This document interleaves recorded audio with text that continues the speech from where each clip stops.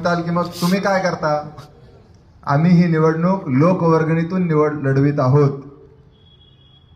आमचे काही पत्त्याचे क्लब नाहीत किंवा दारूचे गुत्ते नाहीत किंवा पेट्रोल पंप नाहीत. आम्ही तुमच्यासारखे सर्वसामान्य आहोत आणि उद्विग्नतेतून एक पर्याय देण्यासाठी आपल्या समोर आहोत. मला माहिती आहे आपला कुठला तरी आवडीचा पक्ष आहे, आवडीचा नेता आहे आम्ही सोडून, आणि म्हणून ती तुमची अडचण सोडवण्यासाठी आम्ही 4 उमेदवार उभे केलेले नाहीत, तर आम्ही एकच उमेदवार उभा केला आहे.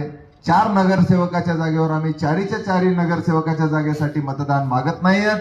आम्ही फक्त मागत आहोत एका जागेसाठी 16ब ओबीसी या जागेसाठी ॲडव्होकेट अभय मनोहर टाकसाळ मी स्वतः उभा आहे.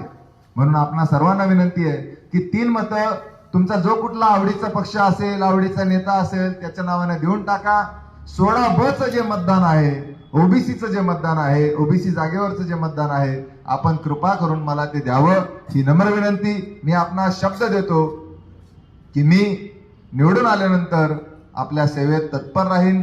एरवी देखील आपल्या सेवेत असतो, परंतु सभागृहाच्या बाहेर आणि सभागृहाच्या आत बोलणं यामध्ये मोठा फरक असतो. आपण जर मला सभागृहात जाण्याची संधी दिली तर निश्चितच मी हे सगळे प्रश्न जे आपल्या दारात उभा राहून बोलतोय ते सभागृहाच्या आतमध्ये जाऊन बोलेन, जेणेकरून आपल्या प्रश्नांना वाचा फुटेल आणि काहीतरी पुढे जाईल, शहराचा विकास काहीतरी पुढे जाईल.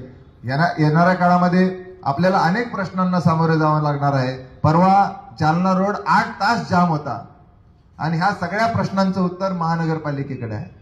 तुमच्या दारामध्ये जे स्मार्ट मीटर लावलेले आहेत किंवा लावत आहेत, गुपचूप लावत आहेत आणि जबरदस्तीने लावत आहेत विजेचे स्मार्ट मीटर, हे विजेचे स्मार्ट मीटरच्या विरोधात आम्ही संघर्ष करत आहोत. आम्ही आपल्या पैशाची बचत करणारे लोक आहोत.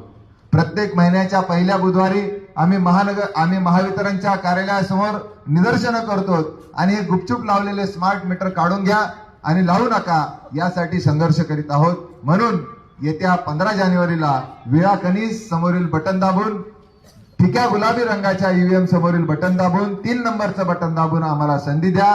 विळा कनीस, विळा कनीस, विळा कनीस. धन्यवाद.